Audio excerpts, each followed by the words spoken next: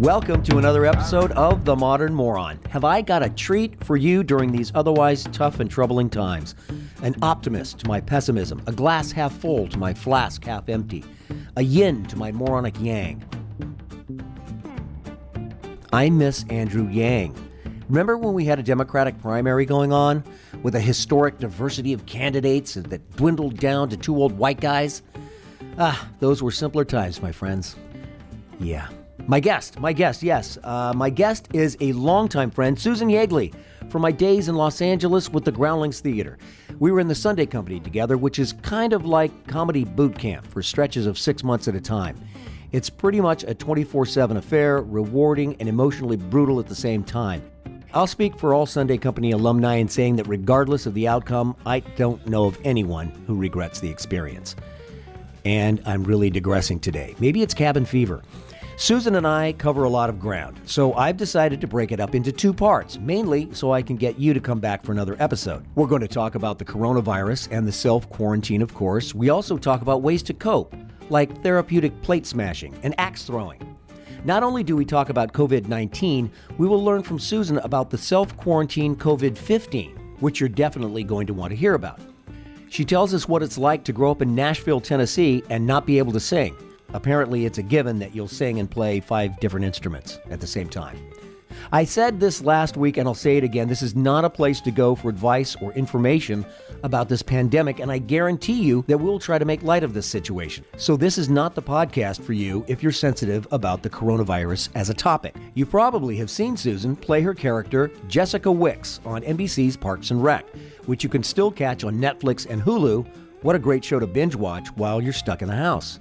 Lots of good vibes and tips from Susan Yeagley, and we hint at the possibility of her running for public office. That's right, it's a Modern Moron exclusive, and as always, thank you for listening.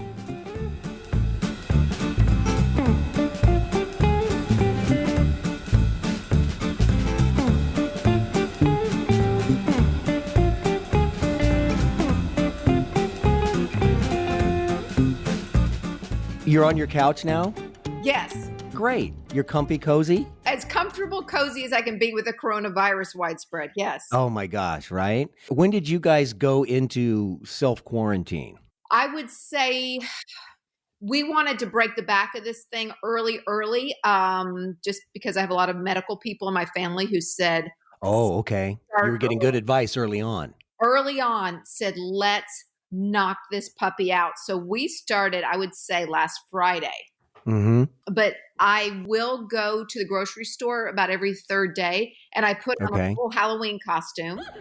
Oh my God. I do. I put on...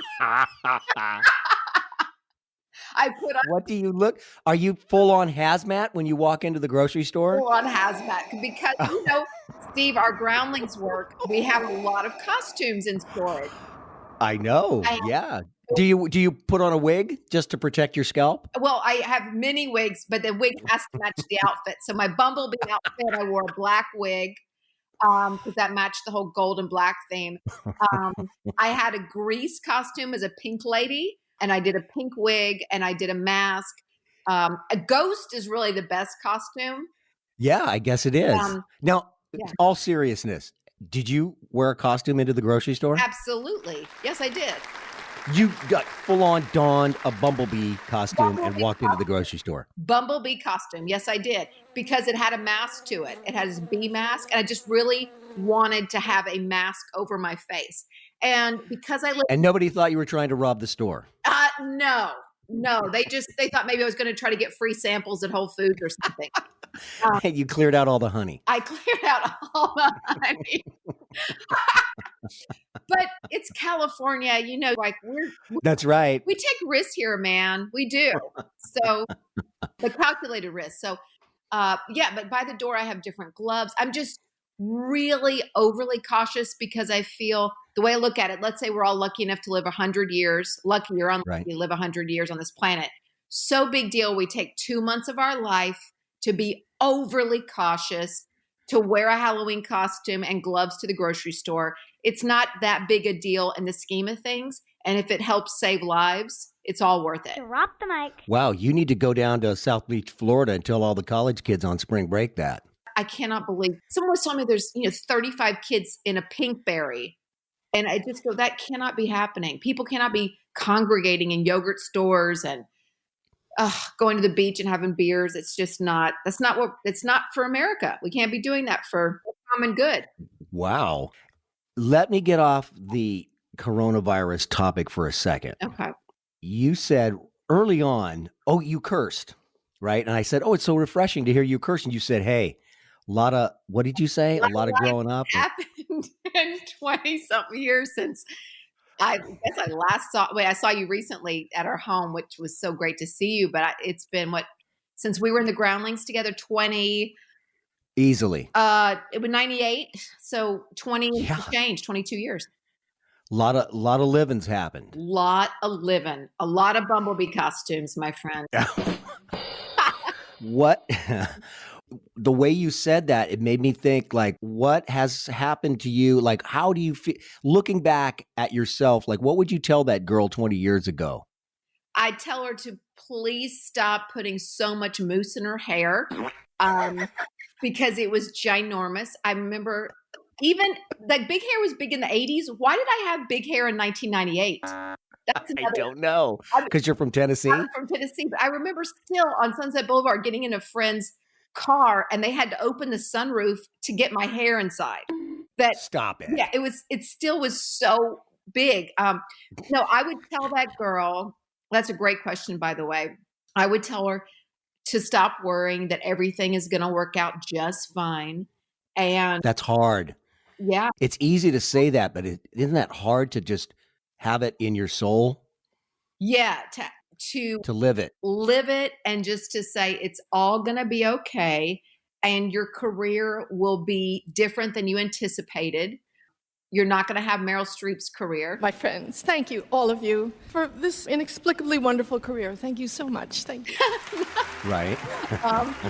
And things will be, quite different than you imagined. And to hang and ride the wave, and it's going to be great. Hang in there. Yeah, hang in there. It's going to be great. You can't get a hit if you're not in the game. That's right. And I left the game, kind of. More than kind of. Well, I left. Excuse me. Somebody has a podcast they're doing right now, so I don't think you've left anything. Can I put that into perspective for you? Do you know how many podcasts are out there? Well, there's not yours. See, thank you for that. Boom. The heck with all those other 800,000 podcasts. No, they're just. And you know what? Yeah. There's only one podcast right now that has you on it, and it's mine. Get a room. That is sweet. That is so good to know. Well, that's so sweet. You're from Tennessee, right? Yeah, born and raised in Nashville. The thing that's sort of crazy about being born and raised in Nashville is I think I was the only person in the city that couldn't sing. What? So I grew up in this country music business. I went to school with Johnny Cash's granddaughter and Conway Twitty's granddaughter, all the country music pedigree and the family and right. all those people. And I couldn't sing a lick, not a lick. Are you sure about that? I'm sure about that. And I won't. Can I tell? I remember specifically you and I taking a song improv class. Do you remember that? Yeah. With cats in a studio. I remember walking around. We're all walking around making eye contact. I think you were the only person I knew in that class. And it got to my turn and I couldn't even make a note. I was just so terrified I couldn't do it. I thought when I get in the Sunday company, if I have to do the singing musical at the end, I'm not going to be able to do it. Oh, do you remember that? I remember taking that class and going, how am I going to create a song on the spot about an artichoke heart? Right. I mean, people would just yell out stuff. Right. And you have to create a song, make it rhyme, tell a story, do a clever button on the end, and just going, this is paralyzing. Yes, that's a perfect word for it. It's, but yet, why were we on stage out of all the places in the world we could be on stage trying to figure it out, right? Right. It was fun. It was. So at some point you had to get up there and do it, right? Oh, yeah. Yeah. So then you can sing. You just thought you couldn't sing. Well, I think that the song improv thing is different from actually being Michael Bublé. Yes. Right. So song improv, you can kind of be You don't have to have a great, beautiful voice, a radio No. voice. It's more of just commitment and getting the money Yes. out. And you can translate that to life. Just Exactly. commit to it. Isn't that that's a great metaphor, is that it's not so much the talent as much as confidence and Confidence. Fake it till you make it. yeah. But I have to say, to all your listeners, you have to guys know, I know you know Steve from the podcast, but you're a hell of a great actor. And Oh, I remember that's very when I kind was of you. telling my husband this, that we would give you like three or four lines in a scene. I'd be like, Steve's going to play the angry guy at Bristol Farms.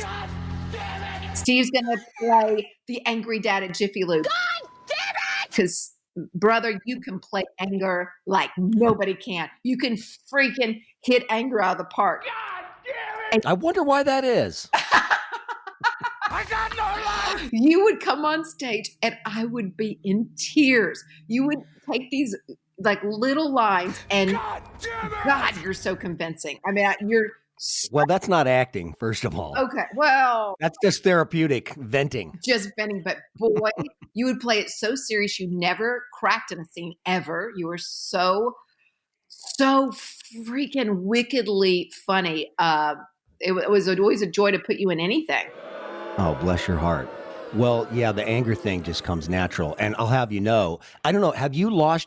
See, I know naturally we're going to always go back to this Corona thing, but Yeah. yesterday I absolutely had a meltdown. You did. And I picked up a giant coffee mug and threw it across the room, and it smashed into a million pieces, and it actually helped. Wow. Thank God I was alone, which is when most of my 2-year-old temper tantrums occur, but it just exploded and I actually felt a little better. My sister was telling me about, I think it's in Georgia, where you can go and they give you old china from estate sales and garage sales, and you go into a room and you throw china and break it. That's actually a thing now that people do. Like I would have an account. you would have a tab there and just go every day. Oh, absolutely. Yeah. I would probably, that'd be part of my daily workout routine. Okay, go break a setting for 6. Here's That's a great idea. Steve's dinnerware. Yeah, it's a thing now where people go. The other thing people are doing to get their anger out, they throw axes at trees. That's where adults go. They go have wine, and then they go to a room. It's somewhere in LA because someone invited us to a birthday party there. And you take an axe and you just throw axes against the wall. This is all your cup of tea, but this is not how I self-soothe. How do you do that? I like just a plate of brownies. Oh God, it's so good. Just putting Okay. food down my throat and watch. I can do that too. Oh, you can do that too. So, okay. Oh, absolutely. I'm versatile. There, I do have range. When it comes to acting, I can only play anger. But when it comes to addictions, You just like them throw all. at So, me. yeah, there's the thing now they're calling the COVID-15, where people are packing on 15 pounds for the COVID virus. Instead of the college 15, the freshman 15, Oh, is that the freshman 15 is when you go to college, you instantly Yeah. put on 15 pounds? which is probably better than getting Okay. 15 STDs, right? Who's with me? Oh my God. So there's 3 of you cooped up in the house, correct? Yeah, we're all cooped up. So our son's 13. Yes. He's doing online school. So I don't know if did she switch to online school or what? She did. We had just put her in a private school, and they started, they're calling it distance learning, and that began on Tuesday. Distance learning. Isn't it fun to write a check for $47,000 and then your kid's in your kitchen on a computer all day? Doesn't that feel great? Yeah, that's really feel like money well spent. Yeah. Actually, if you think about it, and this, I'm sure there are some great public school systems, but how long is it going to take public school systems to get converted to that if it's necessary? Both our kids are in school Right. one way or another right now. And a lot of kids are still driving their parents crazy, and that's about it. Yeah. And you know what? Look, we're so grateful. And our kids' teachers are amazing. And I've been kind of sitting in watching his global studies class and his Spanish class and watching these teachers come on from their own homes. And a lot of them have young children. So they are making this work. And these teachers are amazing to learn a whole new way, a new curriculum of teaching from Zoom or from these apps. So they are awesome. But yeah, the public school kids, who knows if they have the resources. I know some schools are giving out packets to children that don't have computers so they can go by, run in and get a packet of materials, homework assignments and things, and then do the packets and then drop them back off for the teachers to look at. So everybody's trying to make it work. And then one thing I heard about Los Angeles was that there are a lot of homeless families whose children are enrolled in the Los Angeles school system.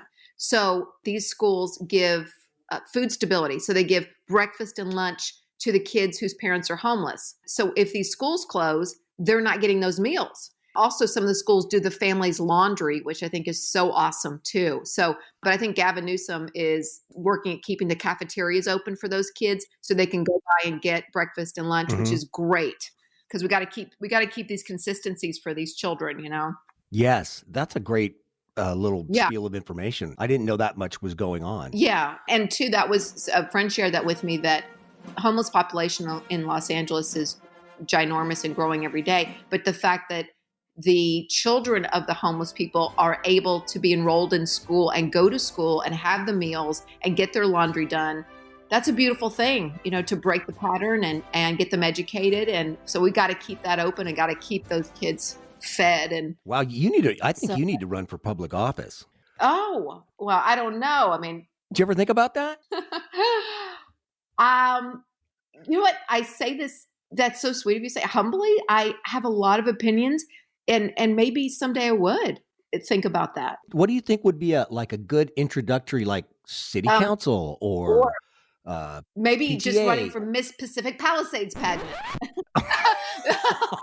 I wouldn't be surprised if they had that. If they did, I would have my husband run. I want him to be the feminist. You would have him run for Miss Pacific Palisades. Yes, of course I would. Absolutely. I'd dress him up.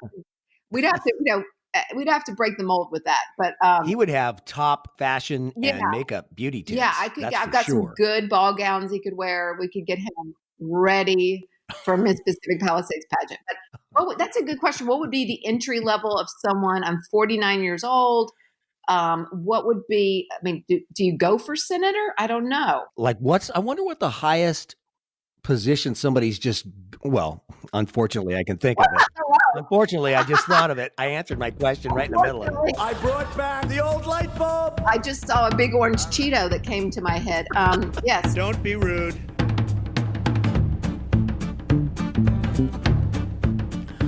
I think our Tennessee gal is a Democrat, if you didn't pick up on that, even though I believe Tennessee is a red state, that being Republican. I'm sure Susan will straighten me out if that is not the case. In part 2, we further discussed the possibility of her running for an office. We talked about becoming more brave as we get older, and I wonder if that may be in conjunction with knowing that the stakes aren't nearly as high as we perceive them as children. And by children, I'm referring to kids all the way up to 30 or so. I don't have to worry about them hearing this because not only have I forbid them from listening, I have hidden code and algorithms built into this podcast that will not allow this to be played on their devices. Take that, youth. We'll hear more from Susan next time. Until then, we hope you're staying safe and sane in your quarantine. Try not to lose your mind and don't hoard toilet paper or anything else for that matter. We're going to get through this without that shit. Hoarding is a dick move, America. It's way beyond being a moron, modern or otherwise. So don't do it.